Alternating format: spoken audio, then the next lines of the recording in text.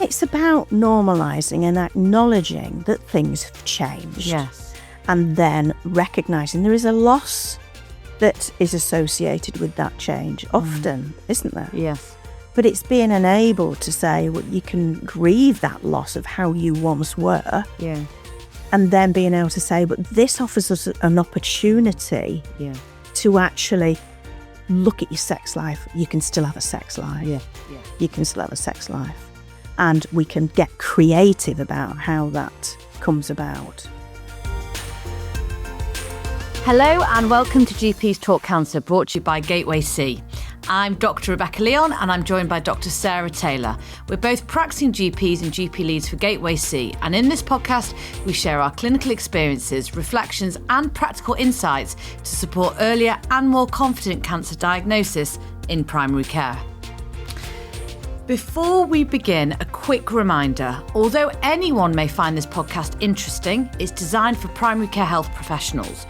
All patient cases are based on real clinical experiences, but are fully anonymised with no identifiable information.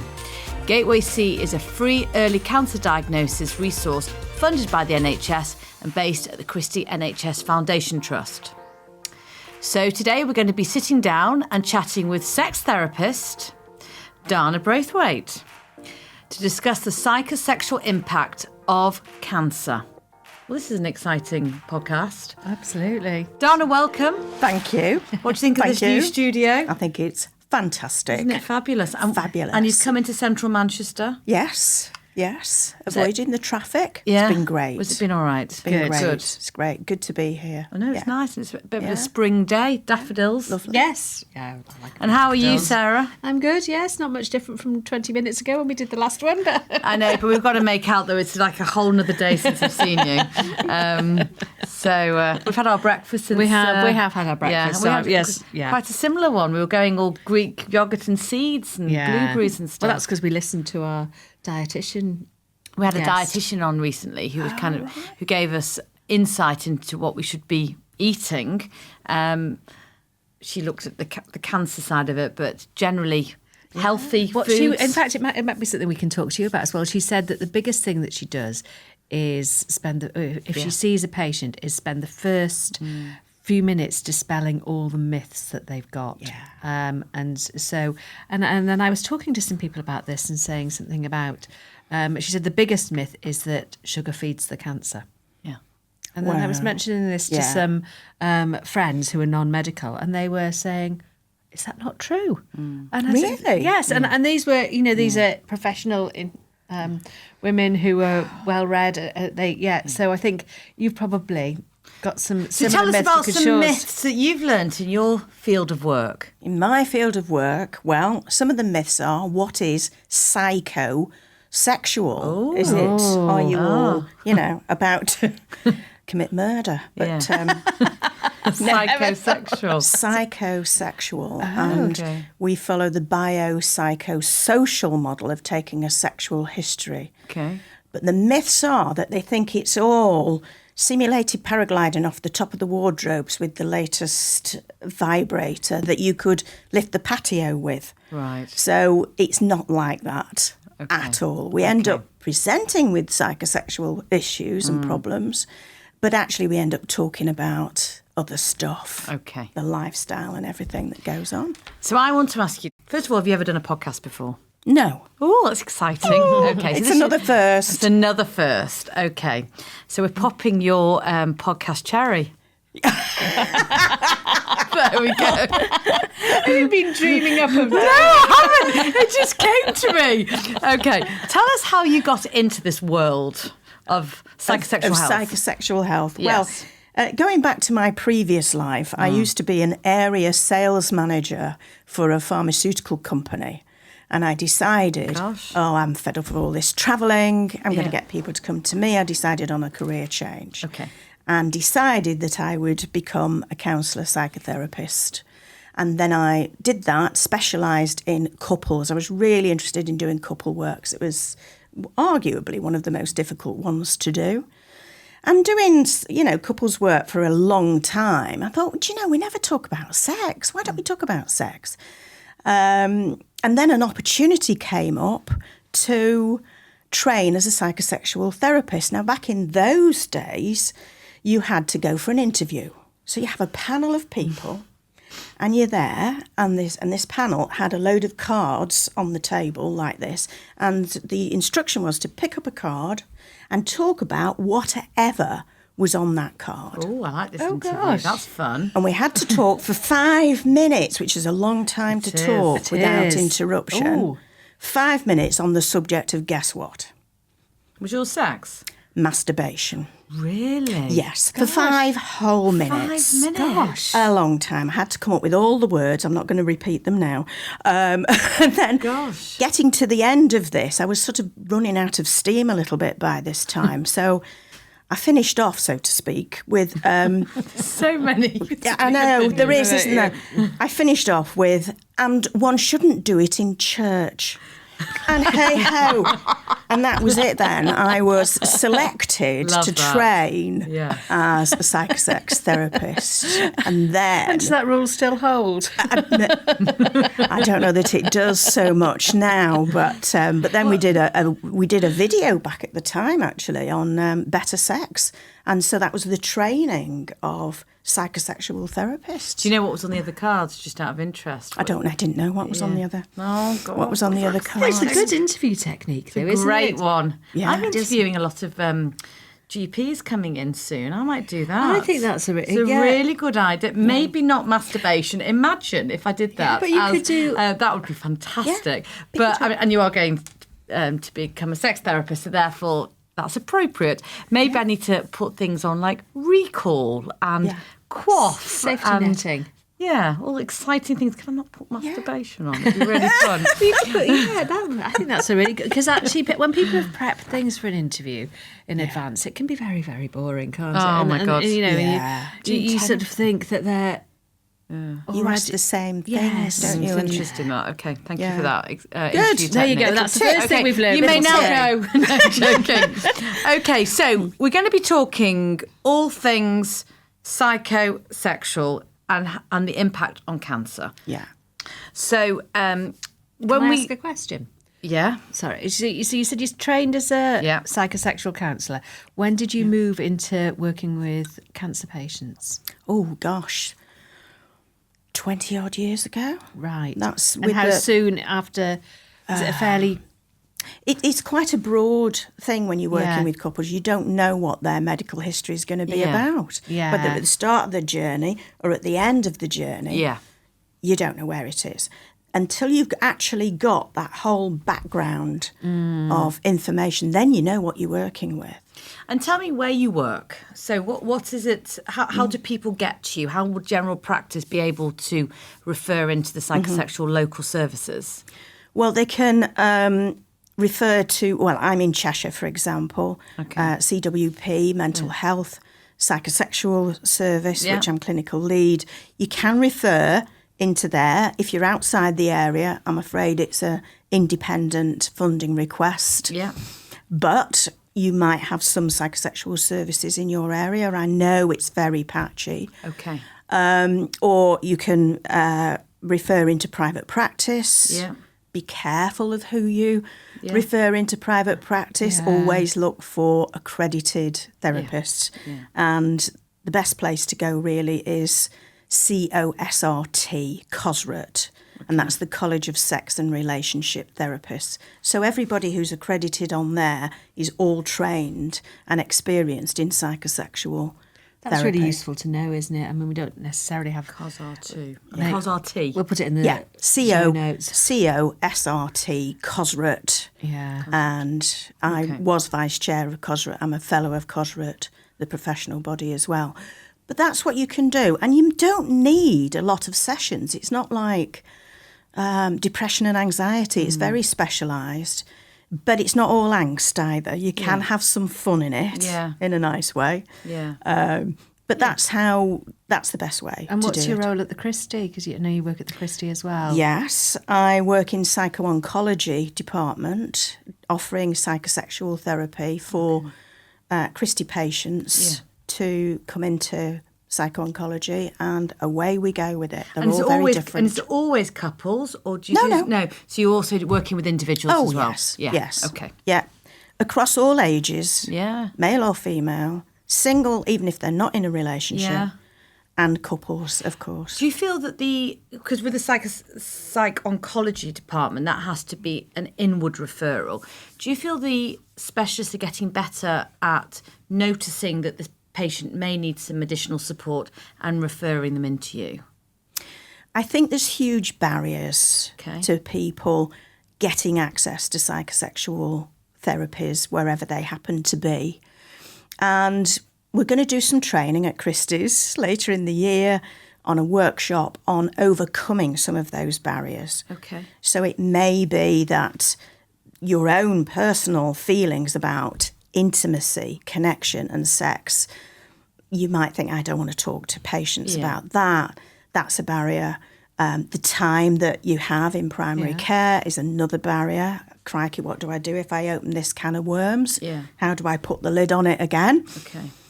What do I do with the information that I elicit from this patient? Yeah. So they're not confident in managing that. And they're not in oncology either, because the focus clearly is on saving that patient's life. I suspect that colleagues in primary care are probably much more used to asking about... Hopefully. Certainly. That's something I ask about several times each surgery about sex lives. You've got a very young population. Yeah. Asking about partners, about all sorts of things. But I suppose if you're an oncologist of a similar age to me, it's probably something you've never been trained to do, never thought about doing. There's been no training, and so it's about being enabled to practice. Obviously, you're comfortable with that, but lots of people aren't for a million reasons. And it's a question of practicing being enabled to ask a simple question that just opens it up enough. Yeah. And you'll be able to tell from that patient's reaction and body language, oh, nobody has ever asked me that before. And this is very permission giving. I remember a patient came to me who had been through, I think it was breast cancer treatment, and had chemotherapy, surgery, radiotherapy, and got to the end of quite a gruelling regime. And was struggling with their mental health and was having quite a lot of relationship issues regarding intimacy. And she once said, well, I can't bring this up at clinic because they've saved my life. I don't sex is very far down the agenda of what's important. When I'm talking about side effects of the treatment, about has the cancer gone, why would I then start saying, well, actually... the idea of my husband touching me, it just repulses me type thing, and it's affecting our relationship. So is that something that can come up, particularly in the cancer world? Yeah.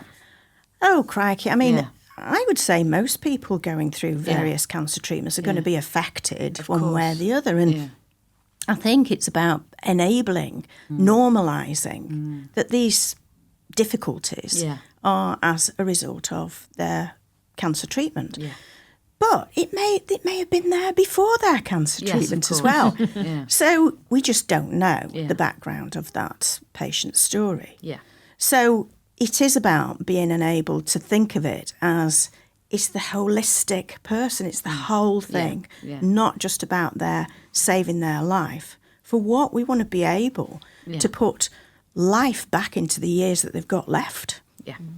So if we think about which cancers directly, because there'll be lots of different reasons for sexual problems and relationship problems with cancer treatment. But if we started off with talking about those patients where their treatment or their cancer has physically affected sexual performance, sexual relationships, what things would you want to highlight there? Which cancers are we most concerned about? I think pelvic radiotherapy is obviously something. Well, yes, pelvic radiotherapy, but breast cancer as well, because the treatments themselves have such a gruelling impact, don't they, on all the delicate tissues. Yeah. And it's just enabling that really most people should be looking at lubricants. Yeah. Yeah. Including the guys, Right. to get more, again, pleasure in what is going on in their bodies. But from an emotional and psychological point of view, with something like breast cancer, the women feel different, look different, all the things that comes along to it. That, I presume, can have an impact as well. Oh, massive impact. Yeah. And it's about normalising and acknowledging that things have changed. Yes. And then recognising there is a loss that is associated with that change often, isn't there? Yes. But it's being enabled to say, well, you can grieve that loss of how you once were, Yeah. and then being able to say, but this offers us an opportunity Yeah. to actually look at your sex life. You can still have a sex life. Yeah. Yeah. You can still have a sex life. And we can get creative about how that comes about. So do you think that the first step for us in primary, and probably for you, is just identifying and acknowledging? Acknowledging, normalising, be careful of language, don't mention husband or wife. Yeah. You know, use the words partners. Absolutely. Their sexuality hasn't changed, so you don't have to go down the, you know, are you LGBTQI or anything like that.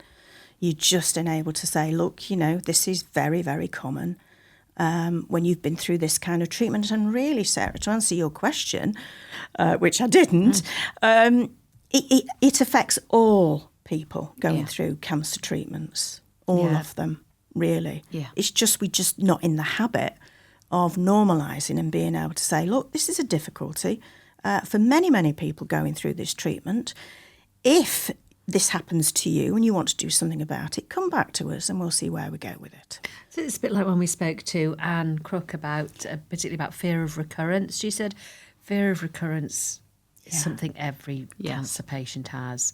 And you'll say, and if you, most people, if you normalise it and have a bit of a chat about it, that's enough. It's enough. And I suppose what we need to be able to do is have that same thing for people who've got psychological, relationship, sexual problems, acknowledge and have that conversation. And for some people, probably just acknowledging, maybe prescribing some lubricants, maybe having a very simple is enough, and they don't need it can any be more. enough, and they don't necessarily need any more. And you can say, and in the meantime, I would advise you have some lubricants, etc. Look at these little animations. I'll send you the link so you understand the journey of before cancer, during cancer, and after cancer. Yes. Just so that you don't have to spend that time trying to talk about what psychosexual really means. Yeah. What is psychosexual therapy? So we talked about a couple of cases, one in particular that I've thought on since we talked about it a few weeks ago. And this is case one, and I'll remind you just because I've got it in front of me. But it was a couple and had a lot of long-term physical health conditions. And after cancer treatment, has a shortened vagina. He is in remission from leukemia and suffers from erectile dysfunction. She's wanting to pursue sex, wants to experience pleasure before end of life. He's been her carer for a long time and is struggling with motivation with erectile dysfunction. Tell us about this case. This case was many years ago. Yeah. Little tiny counselling room. She comes in with the dog because she's partially blind as well. And so I had to kick my shoes off and put my feet on the dog because that's how tiny this room was. And then we started on the history and all her cancer journey, the pain she was in, lupus, fibromyalgia, various cancers, surgeries. She had a fistula. She had 2 stoma bags. She was not in a good place at all. And of course, with him, with his remission of leukemia and his ED, they were both completely polar opposites. But my question to them was, well, crikey, I would have thought sex would be the least of your problems. What are you doing in my clinic? And she said, because I want to experience pleasure in my body before I die. Gosh. And that really directed my psychosexual practice from that day on, to follow it beautifully illustrated Rosemary Basson's model of sexology. She was a sexologist back in 1900 and frozen to death. And she said it really all starts with motivation, and you pick up desire along the way. Desire is like a little fountain in the middle that bubbles up, but it starts with motivation. So all our ladies, cancer or not, have loss of desire. I can't be bothered with this anymore. Yeah. Can sometimes be arousal issues, can be about, well, we need to explore, don't we, where the motivation has gone and what that is about. So we start to dig a bit deeper. It's fascinatingly interesting. But yes, that couple cracked on and we did some therapy together. But we had to be creative about it. Yeah. To get to where she wanted to be, but without compromising him in his desires not to, because he was preparing himself for the end. So he didn't want to get connecting with her and all of this type of thing. So it was more, he was also protecting himself rather than wanting to put his needs ahead of hers. Yeah. That's really interesting. Yeah. Gosh, okay. Because that all came it's out. the shift, isn't it, from being in the relationship that was to becoming a carer. How do they make that transition back to having a relationship again? And so if, from our point of view, this is sounding like quite a complicated situation to be trying to deal with one person in 10 minutes. Oh, yes. Well, exactly. That's the point, isn't it? That's exactly the point. You've only got 10 minutes. You haven't got the luxury that I have of that. And I don't know how much this is an issue, but sometimes only one half of the couple will be there. Sometimes only sometimes only one of them is actually a patient at your practice and the other one might be registered somewhere else. Yeah. And then you get into all sorts of complications. Yeah. So how, if she had been in seeing, I suppose the first thing is how likely are we to have ever got to the stage where she's disclosed that? And I suspect in 10 minutes that's probably quite difficult. It's probably quite difficult. However, if you are asking the question, how important is intimacy, connection, or sex to you? And if they say absolutely not absolutely interested. not done this for 20 years. Yeah. So do you think that there are some, we don't formally do cancer care reviews in primary care as we used to, but I think we will still be seeing patients. There are various things that you will ask about. We all often ask about going back to work, and it's the holistic. Got lots of questions that sort of about that will support people back in work. What would your sort of basic question to anybody who came in, maybe any woman who's had breast cancer treatment, be to make them realise at least that we could have that conversation if they wanted? Yeah. What's your opening question to? It still is. How important is intimacy, connection, and sex to you? Okay. And she may say, it's a I'm good not question. Interested, but I'm upset for my husband. Yeah. He might leave me. Yeah. They have all those fears, insecurities about the body image and how things have changed. Look, things have changed. Yeah. But okay, let's acknowledge that things have changed. Yeah. But it's not over. It's not the end of it. We can find new ways. It's a good starting question, isn't it? And I'm presumably following that with how important and has it changed since your treatment? Yeah. I think also it's clarifying what sex means, because we know it's the physical terminology, I suppose, but it can be intimacy, it can be pleasure, it can be desire, it can be just a connection between two individuals compared to the physical function of sex. Yeah. So it's important to clarify what they mean and what we mean. What they mean. Yeah. What they mean. Sometimes if somebody's been sexually abused, sexually assaulted, suffered sexual trauma, just the use of the word sex can be... Yeah. enough. So it's easier to start it the other way around. Intimacy, connection to another person, or sex. Yeah.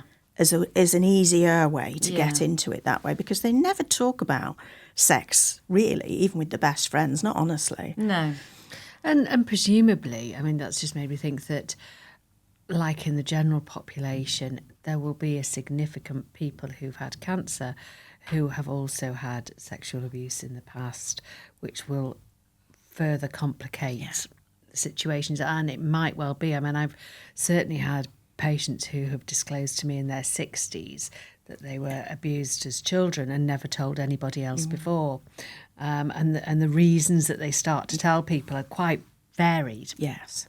Yeah. And presumably that is something as well that just is relatively common, because it just is. Because it just is. It just is. But there's something about you then, Sarah, that they have felt, this person I can approach and talk about this that has been hanging over me for decades. Yeah. I mean, I often say that being a GP is a real privilege. Oh, totally. Because people do come, sit down, they've never met me before, and they tell me their deepest, darkest secrets. Yeah. There's no question that I can't ask. Nobody's ever turned around to me and said, mind your own business. Exactly. That's true, actually, yeah. It's true. And it's just, it's almost... And you presumably are the same. And Absolutely. And you can... It's quite amazing. There is that phrase that I learnt once: inappropriate curiosity.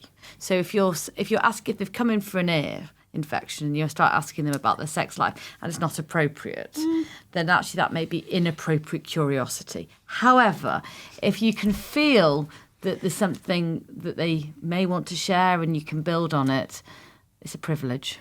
It is a privilege. It's privileged for me to do this job that keeps me going and will keep me going into my dotage. Yeah, absolutely. And presumably, so if I see a patient, who's had breast cancer treatment, prostate cancer treatment, whatever, somebody who's got a stoma from a bowel cancer, and just ask that question, even if they just say, I can't be bothered to think about anything like that at the moment. I'm too exhausted. Yeah. At least the fact that I've asked it once would mean that if they, the colostomy's reversed, they start to get fitter and feel better, they can come back and say, I thought that once the colostomy had gone, I thought it was all down to the colostomy.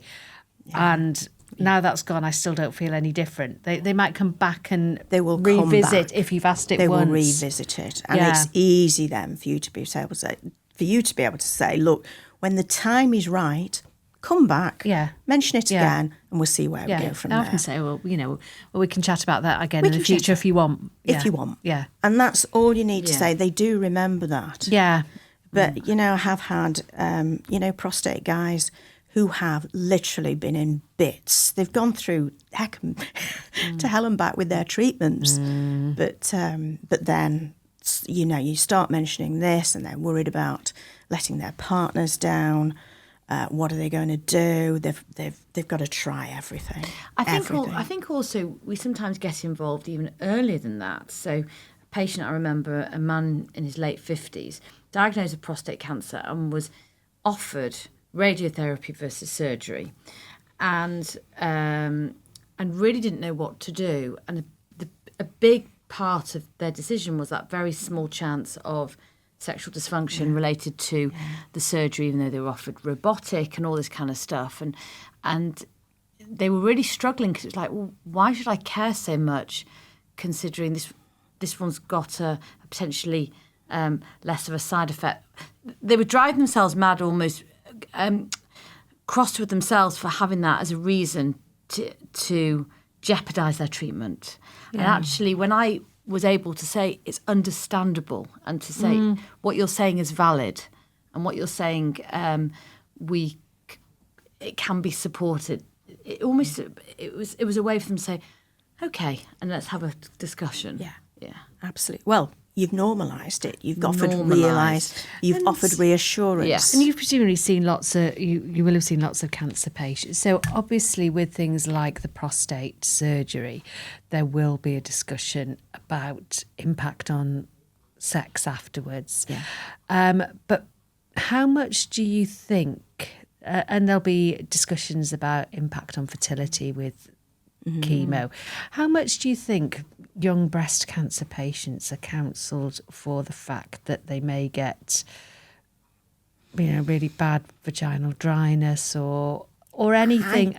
It should just be a normal part of this is what's happening to you. This is likely to be what may happen during treatment, after treatment. But when the time is right for you and you want to address some of those things, come back to us.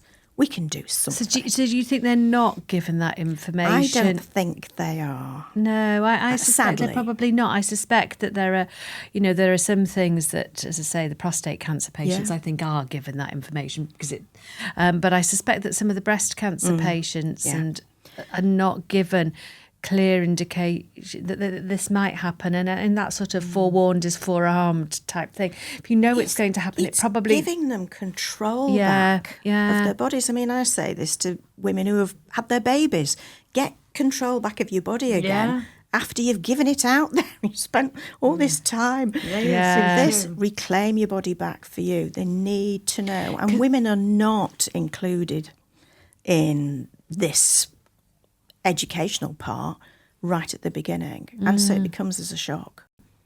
I'm interested in your work with young people, older people with porn addictions, and I know that's an area that you have looked at, focus in. Is that right? Yes. Okay. Yeah. Because with the worry of AI, social media, the internet, porn is accessible to all, and the reason why I'm asking. With what we're talking about is that the ideal body is very much everywhere. I'm doing ideal, my fingers are going in the sky. And so there's a lot, even more comparison of what people should look like. And you use a word here, grieving old self, loss of identity, adjusting to the new norm. Can you tell us a little bit more about that work that you're doing? Okay. Well, we're moving away from calling it porn addiction these days, although clients, patients experience it as an addiction. Okay. We're calling it compulsive sexual behaviours. Okay. And that means that they do whatever they do, but in spite of negative consequences, they continue to do this. And it's distressing for them. They feel they have no control over what it is. I set up a charity back in 2012, StopSo UK, and that's dealing forensically with those people who are crossing the line. But when it comes to young people, gosh, they are at risk. They really are at risk. And that pushes forward their expectations around sex, intimacy, connection. Forget the intimacy and connection. It's all about the objectification and the images and stuff that they do. We can't get rid of pornography. I don't think it's about that. I think it's about educating people what they need to be doing now in this AI world, and in an AI world of CSAM, that's child sexual abuse material.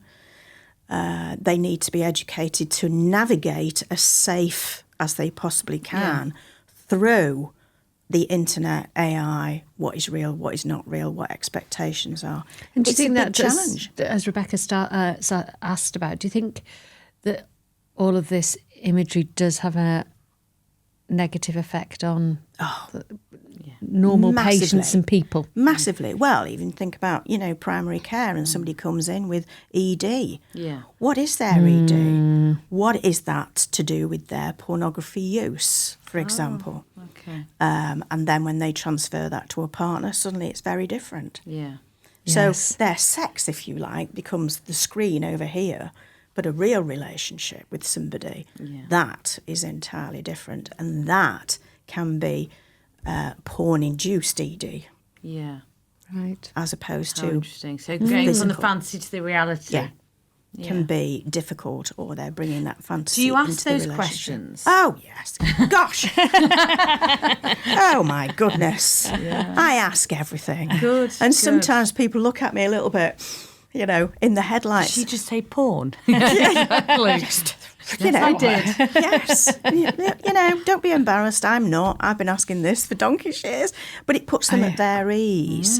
And the more... my mantra has been, if you don't ask, they won't tell. No, and I think that's the one that we should be remembering, is that actually, if you're saying that huge numbers of cancer patients will have intimacy, connection, sexual problems, if we don't ask, they are very unlikely to tell. I mean, it's the same thing that we found when we were talking about some of the side effects of chemotherapy. You know, people who get pins and needles and things, and they don't want to mention it because they think it's too trivial to bother people with, and so but it can be quite disabling, and what you're saying is the same, that you know, the intimacy, connection, sexual problems can be very disabling and very, you know, sort of a big impact on mental health overall. Absolutely. But if we don't ask, they won't tell us. They won't tell. It's giving them permission to be able to think, oh, I've been asked, finally, I can talk to this person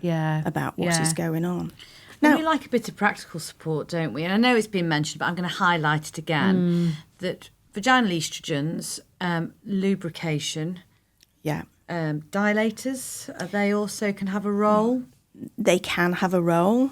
Again, I it's don't know if part you feel of particularly comfortable.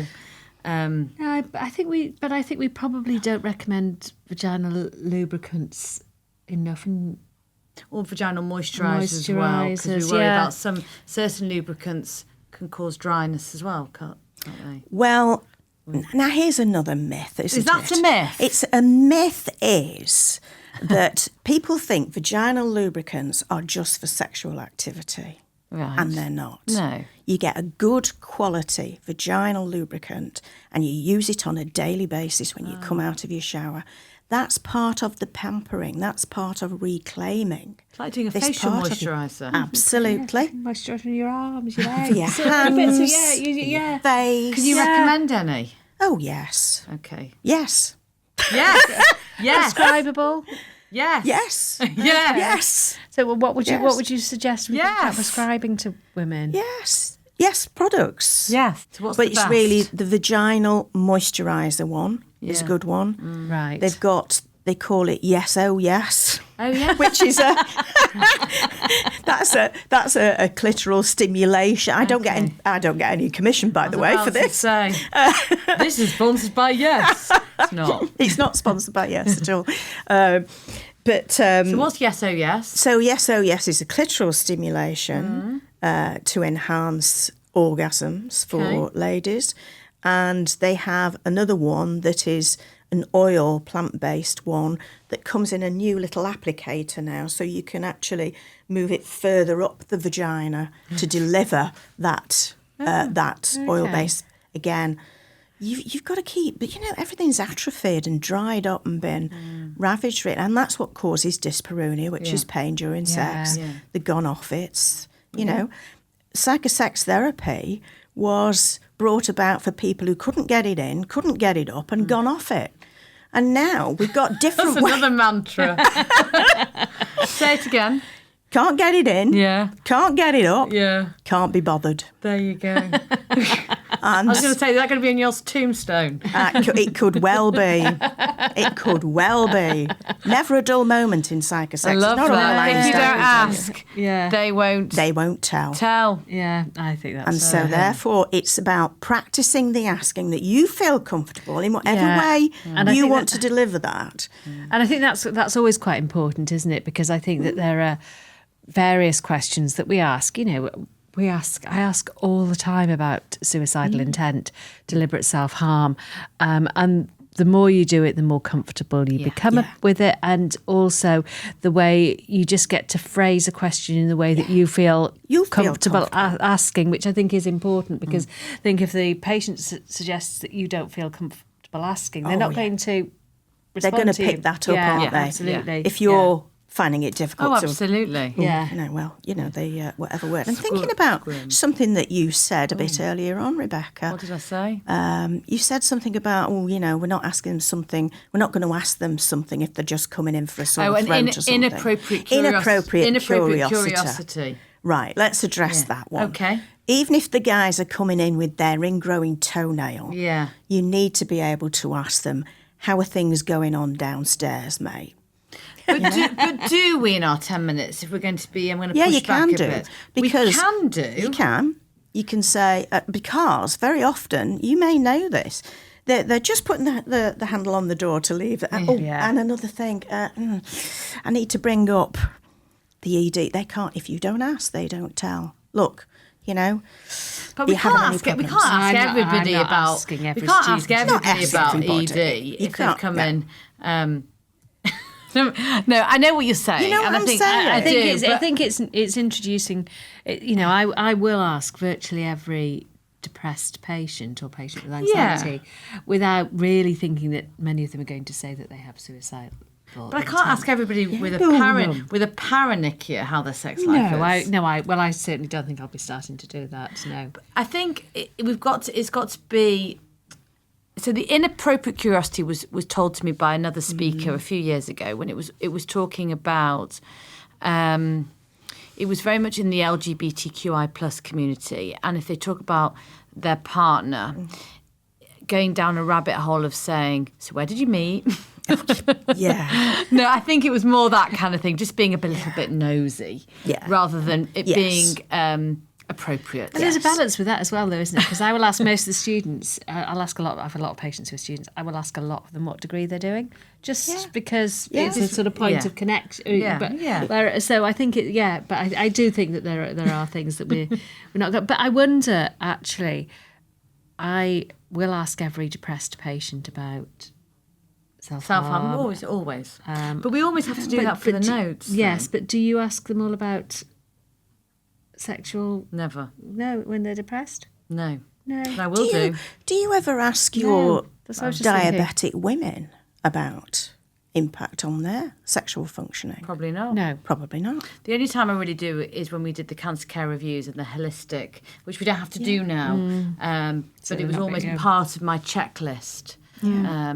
But that was a one-off, and that patient might have been halfway through treatment, and But what's quite nice though, Sarah and I are specialised in primary care oncology, so I think we both see probably more cancer patients than maybe some of our other GP colleagues. And I build up a bit of a rapport with them because I'll see them after their diagnosis and almost say the door's open. You're going to be lost to secondary tertiary care for a while, but, we're here. Come back after, But that rapport makes it easier for them to say, I'm really struggling because of... Yeah.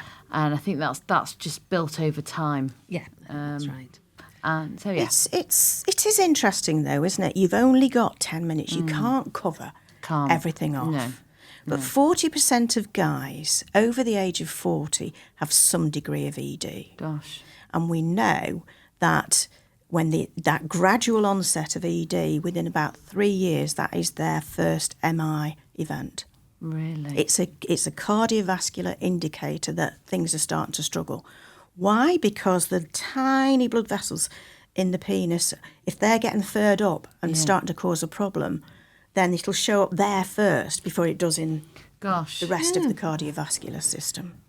So you're saying that when patients are coming in first presenting with ED, we should be looking at them from a general cardiovascular health? Yeah, absolutely. Okay. Should Absolutely.